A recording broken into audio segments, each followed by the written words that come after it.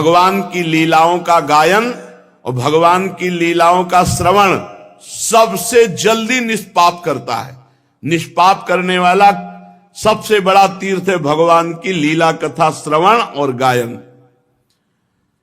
जिस समय पीछे पीछे ग्वाल वाल यश गान करते चल रहे आगे भगवान श्री कृष्ण की घुंघराली अलकावली गौओं के खुरों से उड़ उड़ करके रज, माथे पर अलकावली पर, सिर पर मोर पंख का मुकुट और केश पास में सुंदर जंगली पुष्प सखाओं ने गूथे, नेत्रों में मधुर चितवन, मुख पर मनोहर मुस्कान और मधुर मधुर मुरली बजाते हुए ग्वाल बालों के साथ ब्रज में प्रवेश कर रहे हैं। गोपियां भाग करके मार्ग में खड़ी हो जाती, दिन भर इंतजार करती, शाम के जब देखती कि नेत्रों को जीवन दान देने वाले श्री कृष्ण आ रहे हैं। गोपियों ने अपने नेत्र रूपी भ्रमरों से भगवान के मुखारविंद का मकरंद रस पान करके दिन भर के विरह की जलन शांत की। भगवान ने भी उनकी तरफ प्रेम भरी चितवन से उनको सुख प्रदान किया। यशोदा मैया रोहिणी जी का हृदय वात्सल्य स्नेह से उमड़ रहा था। उन्होंने बलराम जी और भगवान श्याम सुंदर के घर पहुंचते ही इच्छा अनुसार उनको स्नान कराया, वस्त्र पहनाया, फिर खिलाया पिलाया। दोनों भाइयों ने माताओं का परोसा हुआ स्वादिष्ट अन्न भोजन किया। इसके बाद बड़े लाड़ प्यार से दुलार करके यशोदा और रोहिणी जी ने उन्हें सुंदर सैया पर सुलाया। भगवान श्री कृष्ण इस प्रकार वृंदावन में अनेकों लीलाएं करते। एक दिन अपने सखा ग्वाल बालों के साथ यमुना तट पर गए। उस दिन बलराम जी साथ नहीं गए थे। जब कोई विशेष लीला करनी होती थी तो बलराम जी को किसी न किसी बहाने से भगवान रोक देते थे। और दूसरी बात, ये भैया जी हैं, कद्रू के बड़े पुत्र हैं अनंत शेष भगवान, और उनके पुत्रों में है ये कालिया नाग भी। तो उस दिन बलराम जी को साथ नहीं लाए। जेठ महीना, गर्मी बहुत, अब अत्यंत प्यासे हो गए सब बछड़े गौएं सखा, और किसी को ध्यान नहीं रहा। काली दह में सबने पानी पिया, बछड़ों ने, सखाओं ने, गौएं गोपों ने, पीते ही सब मर गए। इतना जहरीला सांप था कि वो कुंड का कुंड पूरा यमुना जी का जहरीला था। यही अपने घर की बात है, काली दह। भगवान ने देखा कि ये तो बहुत गलत हो गया, हमारे सब परिकर तो पधार गए। कितनी बार पधार गए। हां, देखो अगासुर में, बकासुर में भगवान श्री कृष्ण चंद्रजू ने अपनी अमृत बरसाने वाली दृष्टि से तत्काल जीवित कर दिया। किसी को ऐसा अनुभव ही नहीं हुआ कि हम मर गए थे। सबको चेतना आई, आश्चर्यचकित होकर एक दूसरे को देख रहे, पर ऐसा नहीं पता कि श्री कृष्ण चंद्रजू की अमृत दृष्टि से हम जीवित हुए हैं। हम लोग तो विषैला जल पी जाने के कारण मर चुके थे। भगवान श्री कृष्ण चंद्रजू ने हमें जिला। भगवान की ऐसी लीला है, वो जनाना ना चाहे तो कोई जान नहीं सकता है। भगवान ने देखा कि ये महाविषधर कालिया यमुना जी के हमारे लीला स्थली को ये तो बहुत अशुद्ध कर दिया है। अब ना कोई आचमन कर सकता है। इतना जहरीला जल था कि ऊपर से कोई पक्षी उड़े तो उसकी भाप से मरकर उसी में गिर पड़े। ब्रह्मन भगवान श्री कृष्ण ने यमुना जी के अगाध जल में किस प्रकार सर्प का दमन किया, और कालिया नाग जलचर जीव तो था नहीं। ऐसी दशा में अनेक युगों तक यहां वृंदावन में काली दह में क्यों रहा। ब्रह्म स्वरूप महात्मन भगवान अनंत हैं, वे अपनी लीला प्रकट करके स्वच्छंद विहार करते हैं। गोपाल रूप से उन्होंने जो उदार लीला की वो अमृत स्वरूप है, उसका श्रवण करके बहुत सुख मिलता है। आप कृपा करके ये रहस्य वर्णन करें, यहां वृंदावन में क्यों रह रहा था ये कालिया। और कालिया कोई सांप, कोई जलचर जीव तो है नहीं, बराबर जल में ही क्यों रह रहा था। तो श्री सुखदेव जी ने कहा, परीक्षित, यमुना जी में ये विशाल कुंड है, इस विशाल कुंड में कालिया ने अपना निवास स्थान बनाया। इतना विषधारी था कि काली दह का पूरा जल ऐसे उबाल मारता था, खौलता रहता था। यहां तक कि उसके ऊपर उड़ने वाले आकाश में जो पक्षी हैं वो भी झुलस कर गिर के मर जाया करते थे। और उसके विषैले जल की नन्ही नन्ही बूंदें जब वायु ले जाती तो वृक्ष भस्म हो जाते आसपास के। ऐसा जहरीला सांप, एक छोटी बूंद भी जहां पड़ जाए वहां आग लग जाए, ऐसा जहरीला। पशु पक्षी लता वृक्ष सब नष्ट हो रहे थे आसपास के। भगवान ने कहा है मेरी लीला विहार स्थली, इस दुष्ट का तो दमन करना ही पड़ेगा। जब उन्होंने देखा कि सांप का विष का वेग बड़ा प्रचंड भयंकर है, विष ही इसका महान बल है, और मेरी बिहार स्थली यमुना जी दूषित हो गई है, तो भगवान श्री कृष्ण ने खेल रचा। आओ भाई सब कंदुक लीला खेलते हैं। और श्री दामा का कंदुक था, गेंद था, भगवान ने लिया, सीधे घुमा के मारा, काली दह में गिरा। एक कन्हैया हमारा गेंद, जैसे बच्चे, अब तो हमें गेंद चाहिए, तुझे गेंद चाहिए ना, मैं भी ला के देता हूं, चुप रहे। और भगवान ने फेंका इसीलिए था कोई बहाना मिले, और कमर में पीतांबर बांधी और संकल्प बनाया, एक कालिया अब भागना पड़ेगा तुझे, और ताल ठोकी और कूद गए जल पे। भयंकर विष, विष जल क्या विष एकदम। और भगवान के कूदने से जल और हिलोने मांगने लगा। 400 हाथ तक जल छिटका, जब अचिंत महाशक्ति भगवान ताल ठोक करके कूदे, और मतवाले गजरात की तरह डूबते हुए मथते जाते थे जल को।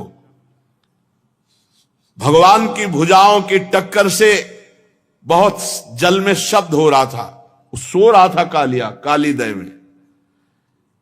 आंख से सुनने वाले काली नाग ने वो आवाज सुनी, कौन आ गया इतना बलवान की जीवित मेरे दह में घुसाया। सहन नहीं हुआ, वो चिढ़ करके सामने देखा एक नीलमणि श्याम सुंदर सलोना बालक, वर्षाकालीन मेघ के समान अत्यंत सुकुमार, इतना सुंदर कि थोड़ी देर तो कालिया पहले दर्शन ही करता रहा। वक्षास्थल पर सुनहरी रेखा, पीतांबर धारण किए हुए, मंद मंद मुस्कुराकर भुजाओं से जल को ऐसे मार रहे। कालिया ऊपर से लेके चरण तक दर्शन किया। चरण मानो कमल की पराग की गादी हो नीचे के, इतना आकर्षक रूप की काफी देर तो वो रूप ही दर्शन करता रहा। फिर देखा ये मुझसे तनिक भी भयभीत नहीं हो रहा, मौज से मेरे विषैले जल में खेल रहा, तब उसको क्रोध आ गया। और उसने सांप का बल पहले वो बंधन में बांधता है, भगवान को बंधन में बांधा और डसा मर्म स्थानों में, उसके सैकड़ों फण थे। भगवान श्री कृष्ण को नागपाश में बांध करके और अपने फण से डसा। अब तो ग्वाल बाल सब मूर्छित हो रहे हैं,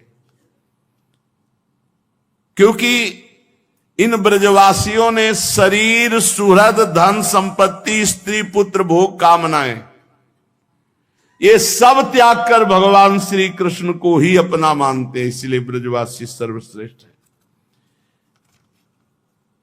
गाय बैल बछिया बछड़े सब दुख से डकराने लगे, श्री कृष्ण की ओर टकटकी बांधे हुए सब देख रहे हैं, सबका प्राण व्याकुल।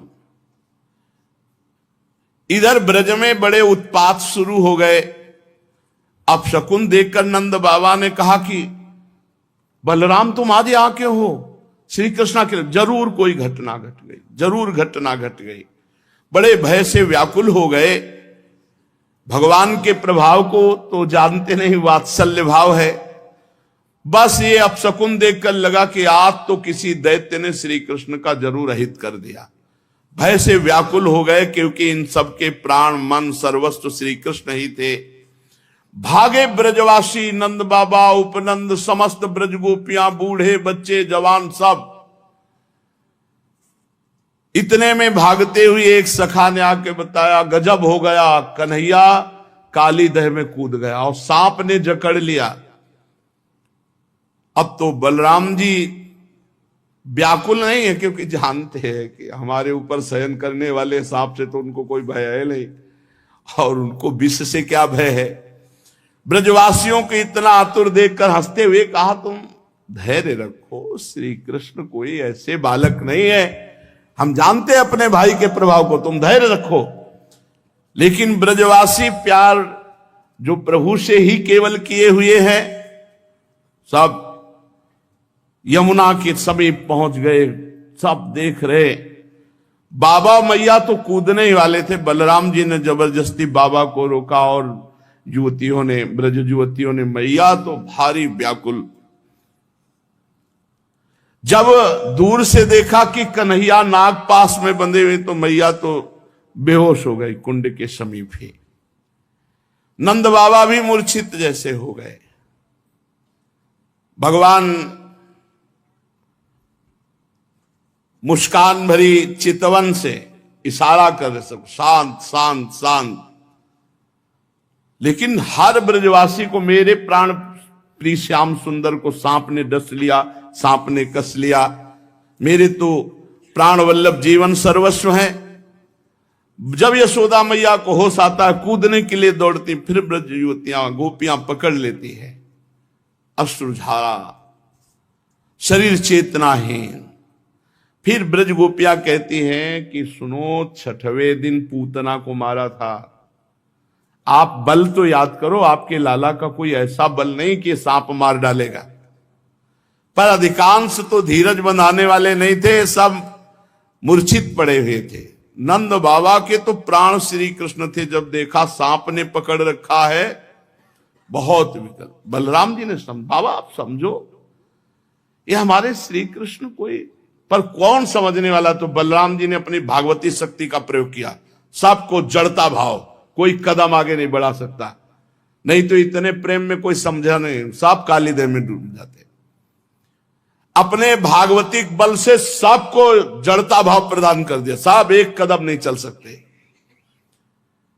अब भगवान ने देखा कि हमारे ब्रजवासी जन तो बहुत दुखी हो रहे हैं, और सांप जो है बहुत प्रफुल्लित है कि हमने बांध लिया और काट लिया। भगवान ने अपने शरीर को मोटा किया, जे हुई उसकी नसें टूटने लगी, छोड़ के अलग खड़ा हो गया।